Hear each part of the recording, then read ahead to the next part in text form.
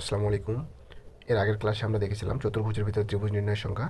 তো আজকে আমরা দেখব ত্রিভুজের ভিতরে টোটাল ত্রিভুজ কীভাবে নির্ণয় করতে হয়, এই সমস্যাগুলোর সমাধান।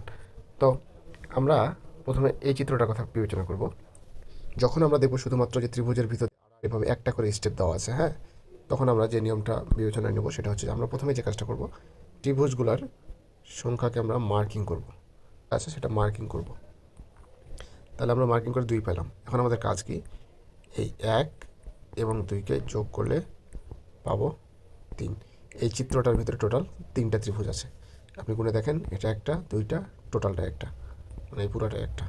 ঠিক আছে, তাহলে আমরা এইভাবে আড়াআড়ি অর্থাৎ অন স্টেপের ক্ষেত্রে আমরা 1 2 করে গণনা করে যোগ করলেই যোগফলের মাধ্যমে সেই ত্রিভুজের ভিতরে কতটি ত্রিভুজ হচ্ছে সেটা পেয়ে যাব।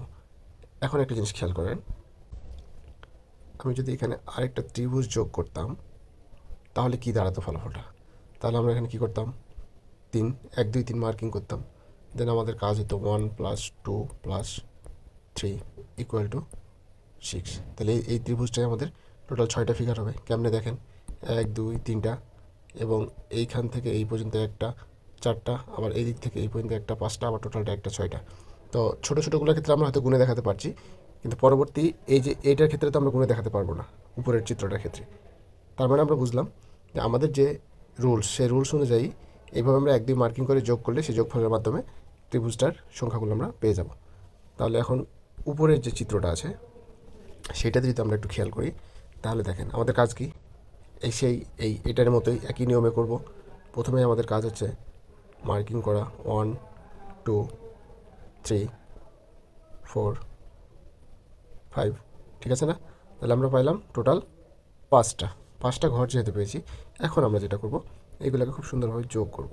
1 + 2 + 3 4 + 5। সেটা আমি বাংলায় লিখলাম, কিন্তু ইংরেজিতে বলে ফেলছি, বলার সুবিধার্থে হয়তো বলছি, আপনি একটু ঠিক করে নিন। তাহলে এটাকে আমরা যোগ করলে কত পাচ্ছি?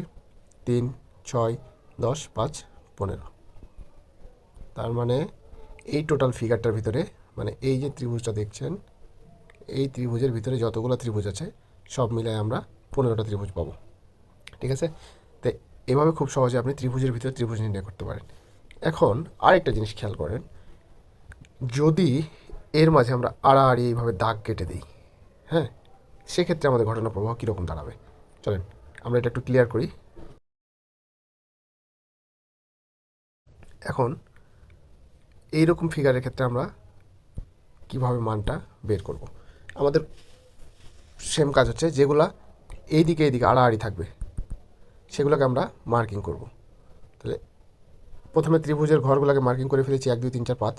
এবার করব কি, যে দাগগুলো আছে আড়াআড়ি সেগুলোকে গণনা করব। 1 2 3 4, এবং এইটা একটা দাগ, সেটা হচ্ছে 5 নম্বর, মানে এই দাগ। তো এখন যেটা পাইলাম, তাহলে এইখান থেকে আমরা ত্রিভুজের সংখ্যা কীভাবে বের করব? আমরা এর আগে এই ঘরগুলোকে যোগ করে কত পেয়েছিলাম? 15। এখন যে কাজ, আড়াআড়ি আমরা যতগুলো ঘর পেয়েছি সেই সংখ্যাটা দিয়ে গুণ করে ফেলব। 5 15 75। তার মানে আলটিমেটলি এই 75 হচ্ছে আমার অ্যান্সার। বুঝলেন? আমরা এই আড়াআড়ি দাগ থাকার কারণে সূত্রের মাধ্যমে যে 75 পাইলাম এই চিত্রটার জন্য, তো এইটা আমরা এখন ছোট্ট একটা ত্রিভুজের মাধ্যমে প্রমাণ করার চেষ্টা করবো যেটা সত্যতা কতটুকু। আচ্ছা, ধরুন এই ত্রিভুজটা কত, এখানে আড়াআড়ি দাগ হচ্ছে একটা, তাহলে আমরা মার্কিং করে ফেলি 1 2। তার মানে কত? 1 + 2 = 3। আবার এখন আড়াআড়ি দাগ হচ্ছে এখানে একটা, এখানে একটা, তাহলে আমরা গণনা করব 1 2। তাহলে আমাদের সূত্র কী ছিল? যে এই পাশে যোগ করে যা পাবো, যেমন পেয়েছি 3, এর সাথে আড়াআড়ি যেটা দাগ থাকবে তত দিয়ে গুণ, সমান সমান 6। এই যে 6 অ্যান্সার পাইলাম। এটা কীভাবে এখন আপনাকে আমি এই ত্রিভুজের মধ্যে থেকে দেখাচ্ছি, একটু খেয়াল করেন, তাহলেই বুঝতে পারবেন।